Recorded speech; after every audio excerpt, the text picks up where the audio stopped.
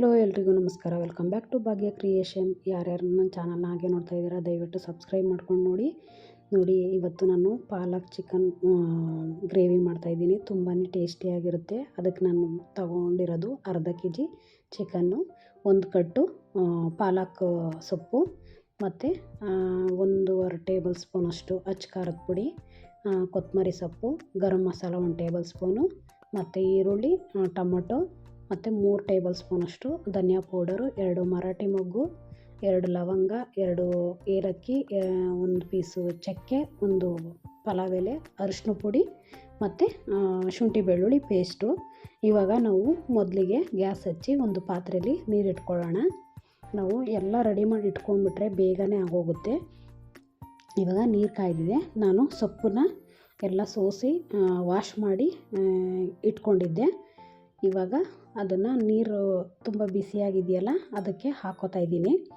ಇವಾಗ ಬೇಗ ಚೆನ್ನಾಗಿ ನೀರು ಕಾಯ್ದಾಗ ಹಾಕ್ಬಿಟ್ರೆ ಬೇಗ ಬೇಯುತ್ತೆ. ಅಂದರೆ ಸೊಪ್ಪು ಬೆಂದರೆ ತುಂಬಾ ಸಾಫ್ಟಾಗಿ ಇಷ್ಟೇಷ್ಟು ಆಗೋಗ್ಬಿಡುತ್ತೆ. ಅದಕ್ಕೇನು ದೊಡ್ಡ ಪಾತ್ರೆ ಇಟ್ಕೊಳ್ಳೋ ಅವಶ್ಯಕತೆ ಇಲ್ಲ. ಚಿಕ್ಕ ಪಾತ್ರೆಯಲ್ಲೇ ಈ ಥರ ಇಟ್ಕೊಂಡು ಮಾಡ್ಕೋಬೋದು. ಇಲ್ಲಾಂದರೆ ಒಂದು ಅರ್ಧಕ್ಕೆ ಕಟ್ ಮಾಡಿ ಬೇಯಿಸ್ಕೋಬೋದು. ಇವಾಗ ನೋಡಿ, ಪಾಲಕ್ ಸೊಪ್ಪು ಬೇಗ ಬೇಯುತ್ತೆ, ಲೇಟ್ ಏನಾಗಲ್ಲ. ಅದರಲ್ಲೂ ನೀರಿನಂಶ ಇರೋದ್ರಿಂದ ಇವಾಗ ನೋಡಿ ಬೆಂದಿದೆ. ಅಂದರೆ ತುಂಬ ಸಾಫ್ಟಾಗಿ ಬೆಂದಿರುತ್ತೆ. ಬೇಗ ಬೇಯೋದ್ರಿಂದ ನಮಗೇನು ಜಾಸ್ತಿ ಟೈಮ್ ಆಗೋಲ್ಲ ಈ ರೀತಿ ಮಾಡ್ಕೊಳ್ಳೋದಕ್ಕೆ. ನಾನಿವಾಗ ಬೆಂದಿರೋದ್ರಿಂದ ಒಂದು ಜಾಲರಿಗೆ ಅದನ್ನು ಸೊಪ್ಪನ್ನೆಲ್ಲ ಸೋರು ಹಾಕತಾಯಿದ್ದೀನಿ.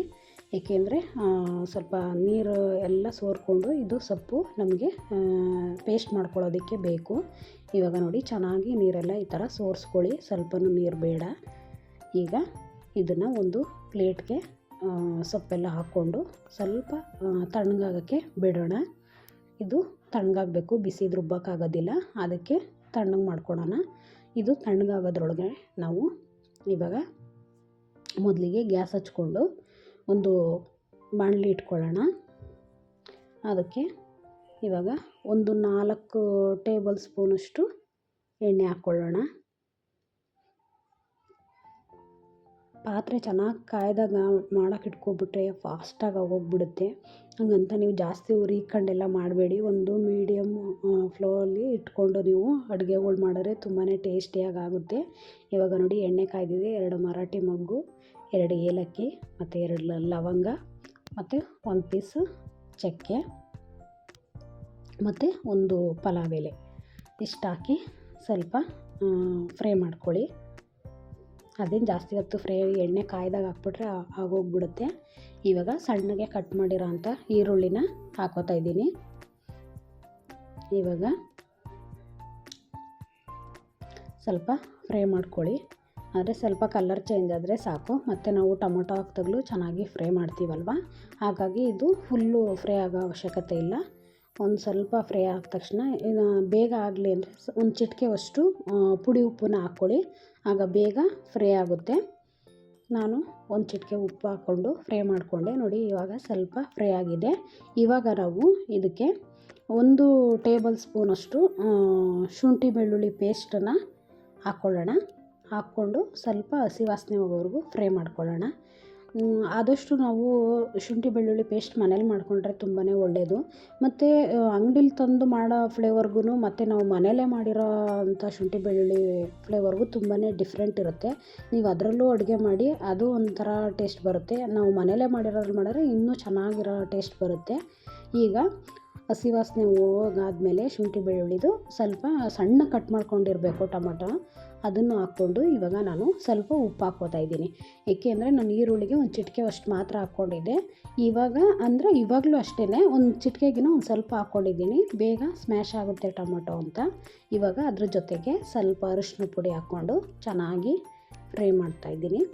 ಏಕೆಂದರೆ ಟೊಮೊಟೊ ಕೆಲವು ಟೈಮು ನಾವು ಒಂದು ಸ್ವಲ್ಪ ಉಪ್ಪು ಹಾಕ್ತಲೇ ಹಾಗೇ ಮಾಡಿದ್ರೆ ಅದು ಕ್ಲೀನಾಗಿ ಬೇಯೋಲ್ಲ, ಹಾಗಾಗಿ ಇರುತ್ತೆ. ಹಾಗಾಗಿ ಸ್ವಲ್ಪ ಉಪ್ಪು ಹಾಕ್ಕೊಂಡು ನಾವು ಫ್ರೈ ಮಾಡಿಕೊಂಡ್ರೆ ಚೆನ್ನಾಗಿ ಸ್ಮ್ಯಾಶ್ ಥರ ಟೊಮೊಟೊ ಬೇಗ ಬೆಂದೋಗುತ್ತೆ. ಇವಾಗ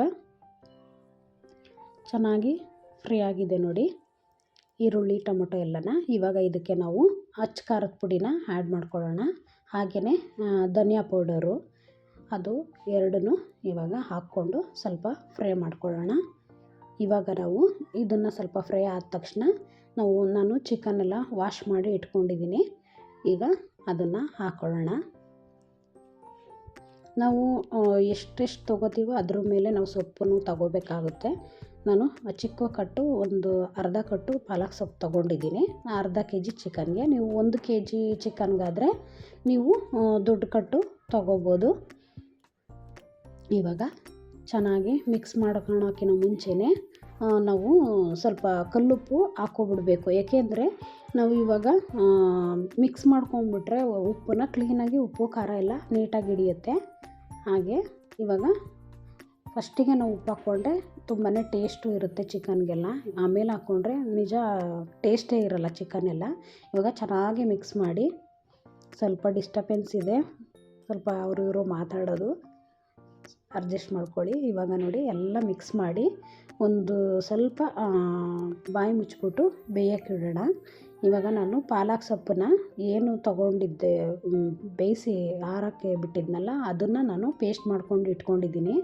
ಇವಾಗ ಇದನ್ನು ಮತ್ತೆ ಇನ್ನೊಂದು ಸಲ ಮುಚ್ಚಿ ಬೇಯಿಸಿದ್ವಲ್ಲ ಅದನ್ನು ತೆಗೆದುಬಿಟ್ಟು ಇನ್ನೊಂದು ಸಲ ಕೈ ಆಡಿ ಇನ್ನೂ ಸ್ವಲ್ಪ ಹೊತ್ತು ಇದನ್ನು ಮುಚ್ಚಿ ಬೇಯಿಸ್ಬೇಕಾಗುತ್ತೆ. ಅಂದರೆ ಫುಲ್ ಬೇಯಿಸೋ ಅವಶ್ಯಕತೆ ಇಲ್ಲ, ಒಂದು ಕಾಲಷ್ಟು ಭಾಗ ಬೆಂದಿದ್ರೆ ಸಾಕಾಗುತ್ತೆ. ಅಂದರೆ ಇದು ತುಂಬ ಸಾಫ್ಟ್ ಚಿಕನ್ ಇರೋದ್ರಿಂದ ಬೇಗನೆ ಬೇಯುತ್ತೆ. ಬಟ್ ಈ ಥರ ನಾವು ಸ್ವಲ್ಪ ಬೇಯಿಸ್ಕೊಳ್ಳೋದ್ರಿಂದ ಉಪ್ಪು ಖಾರ ಎಲ್ಲ ಚೆನ್ನಾಗಿ ಹಿಡ್ದಿರುತ್ತೆ, ನಮಗೆ ಟೇಸ್ಟು ಚೆನ್ನಾಗಿರುತ್ತೆ. ಇವಾಗ ಇನ್ನೊಂದು ಸ್ವಲ್ಪ ಹೊತ್ತು ನಾನು ಮುಚ್ಚಿ ಬೇಯಿಸಿ ಮತ್ತು ಇವಾಗ ಇದಕ್ಕೆ ನಾನು ಪಾಲಕ್ ಸೊಪ್ಪು ಪೇಸ್ಟ್ ಮಾಡ್ಕೊಂಡಿದ್ನಲ್ಲ ಅದನ್ನು ಆ್ಯಡ್ ಮಾಡ್ಕೊತಾ ಇದ್ದೀನಿ. ನೀವು ಗಟ್ಟಿ ಬೇಕು ಅಂದರೆ ಗಟ್ಟಿ, ಇಲ್ಲ ತೆಳು ಬೇಕು ಅಂದರೆ ತೆಳು, ಅಂದರೆ ಸಾಂಬಾರು ಥರನೂ ಮಾಡ್ಕೋಬೋದು. ಬಟ್ ಗ್ರೇವಿ ಅಂದರೆ ಸ್ವಲ್ಪ ಗಟ್ಟಿನೇ ಬರುತ್ತೆ. ಹಾಗಾಗಿ ನಾನು ಗ್ರೇವಿ ಥರನೇ, ಅಂದರೆ ತೀರಾ ತೆಳುವಾಗಿ ಮಾಡ್ತಾ ಇಲ್ಲ. ಇದು ಚಪಾತಿಗೆ ಪೂರಿಗೆ ಎಲ್ಲ ಚೆನ್ನಾಗಿರುತ್ತೆ. ನೀವು ಬ್ಯಾಚುಲರ್ಸ್ಗಳೆಲ್ಲ ಈಸಿಯಾಗಿ ಮಾಡ್ಕೋಬೋದು. ಮಾಮೂಲಿ ಈ ಥರ ಎಲ್ಲ ಮಾಡ್ತಾಯಿರ್ತೀವಿ, ವೆರೈಟಿಯಾಗಿ ಮಾಡ್ಕೋಬೇಕು ಅಂದರೆ ಡಿಫ್ರೆಂಟಾಗಿ ಮಾಡ್ಕೋಬೋದು. ಇವಾಗ ನಾನು ಇನ್ನೂ ಸ್ವಲ್ಪ ಜಾರಲ್ಲಿ ಪಾಲಕ್ ಸೊಪ್ಪು ಪೇಸ್ಟ್ ಇದೆ, ಅದಕ್ಕೆ ನಾನು ಸ್ವಲ್ಪ ನೀರು ಹಾಕಿ ಮತ್ತೆ ಅದನ್ನು ಹಾಕ್ಕೋತಾ ಇದ್ದೀನಿ. ಅಂದರೆ ನಾನು ತೀರಾ ತೆಳು ಇಲ್ಲ, ತೀರಾ ಗಟ್ಟಿನೂ ಇಲ್ಲ, ಒಂದು ಮೀಡಿಯಮಲ್ಲಿ ಮಾಡ್ಕೊಂಡಿದ್ದೀನಿ. ನೀವು ಫುಲ್ ಡ್ರೈ ಬೇಕಾದರೂ ಮಾಡ್ಕೋಬೋದು. ನಾನು ಸ್ವಲ್ಪ ಅಂದರೆ ಒಂದು ಮೀಡಿಯಮಲ್ಲಿ ಗ್ರೇವಿ ಥರನೇ ಮಾಡ್ಕೋತಾ ಇದ್ದೀನಿ. ಇವಾಗ ನೋಡಿ ಅದನ್ನೆಲ್ಲ ಹಾಕ್ಕೊಂಡಾದ್ಮೇಲೆ ನಾನು ಇವಾಗ ಗರಂ ಮಸಾಲಾನ ಹಾಕ್ಕೋತಾ ಇದ್ದೀನಿ. ಏಕೆಂದರೆ ನಾವು ಮುಂಚೆನೇ ಗರಂ ಮಸಾಲ ಹಾಕ್ಬಿಟ್ರೆ ಬರೀ ಅದೇ ಫ್ಲೇವರ್ ಇರುತ್ತೆ. ಇವಾಗ ಹಾಕೋದ್ರಿಂದ ಅಷ್ಟು ಗರಂ ಮಸಾಲ ಫ್ಲೇವರ್ ಕೊಡಲ್ಲ, ಬಟ್ ಟೇಸ್ಟ್ ಚೆನ್ನಾಗಿರುತ್ತೆ ಇವಾಗ. ಏಕೆಂದರೆ ನಾವು ಪಾಲಕ್ಕಿಗೆ ಯಾವುದೇ ರೀತಿ ಮಸಾಲೆ ಹಾಕಿರಲ್ವಲ್ಲ, ಹಾಗಾಗಿ ಇವಾಗ ಹಾಕಿ ನಾವು ಬೇಯಿಸೋದ್ರಿಂದ ಟೇಸ್ಟು ತುಂಬ ಚೆನ್ನಾಗಿರುತ್ತೆ. ನೋಡಿ ಇವಾಗ ಮುಚ್ಚಿ ಬೇಯಿಸಿದೆ ಸ್ವಲ್ಪ ಹೊತ್ತು. ಇವಾಗ ಸ್ವಲ್ಪ ಎಣ್ಣೆ ಬಿಟ್ಕೊಂಡಿದೆ, ಒಂದು ಸ್ವಲ್ಪ ಬೆಂದಿದೆಯಾ ಅಂತ ನೋಡಿಬಿಟ್ಟು ನಾವು ಬೇಕಾದರೆ ಬೇಯಿಸ್ಕೋಬೋದು. ನೋಡ್ತೀನಿ ಬೆಂದಿದೆ, ಇನ್ನೊಂದು 2 ಸೆಕೆಂಡ್ ಬೆಂದರೆ ಸಾಕು. ಇವಾಗ ಮತ್ತೆ ಮುಚ್ಚಿ ಬೇಯಿಸ್ದೆ. ನೋಡಿ ತುಂಬ ಎಣ್ಣೆ ಎಲ್ಲ ಬೆಂದ್ಬಿಟ್ರೆ ಚಿಕನ್ನು ಬೇಗ ಎಣ್ಣೆ ಎಲ್ಲ ಮೇಲ್ಗಡೆನೇ ಬಂದುಬಿಡುತ್ತೆ, ಬೇಗನೆ ಬೇಯುತ್ತೆ, ತುಂಬ ಲೇಟ್ ಏನಾಗಲ್ಲ. ಇವಾಗ ನೋಡಿ ಬೆಂದಾಗಿದೆ. ಇವಾಗ ಮೇಲ್ಗಡೆ ಸ್ವಲ್ಪ ಕೊತ್ತಂಬರಿ ಸೊಪ್ಪು ಹಾಕಿ ಮಿಕ್ಸ್ ಮಾಡ್ಕೊಳ್ಳಿ. ಅಂದರೆ ನೀವು ಪಾಲಕ್ ಸೊಪ್ಪು ನಾವೇನು ಪೇಸ್ಟ್ ಮಾಡ್ಕೋತೀವೋ ಅದ್ರ ಜೊತೆಗೆ ಬೇಕಾದರೆ ನೀವು ಕೊತ್ತಂಬರಿ ಸೊಪ್ಪನ್ನು ರುಬ್ಕೋಬೋದು. ನಾನು ರುಬ್ಕೊಂಡಿಲ್ಲ, ಹಾಗೆಯೇ ಉದುರಿಸ್ತಾ ಇದ್ದೀನಿ. ನಿಮಗೆ ಬೇಕು ಅಂದರೆ ರುಬ್ಕೊಂಡು ಮಾಡ್ಕೋಬೋದು. ನಾನು ಈ ರೀತಿ ಮಾಡ್ತಾಯಿದ್ದೀನಿ. ಇವಾಗ ನೋಡಿ ಕರೆಕ್ಟಾಗಿ ಒಂದು ಹದವಾಗಿ ಬೆಂದಿದೆ, ತುಂಬ ಚೆನ್ನಾಗಿ ಇದೆ. ಈಗ ರೆಡಿಯಾಗಿದೆ ನೋಡಿ, ಈ ಥರ ಗಟ್ಟಿನೂ ಇಲ್ಲ, ತೆಳುವೂ ಇಲ್ಲ, ಕರೆಕ್ಟಾಗಿದೆ. ಹೀಗೆ ನಮ್ಮ ಚಾನಲ್ ಸಪೋರ್ಟ್ ಮಾಡಿ, ಸಬ್ಸ್ಕ್ರೈಬ್ ಮಾಡ್ಕೊಳ್ಳಿ, ಶೇರ್ ಮಾಡಿ, ಕಮೆಂಟ್ ಮಾಡಿ. Thank you.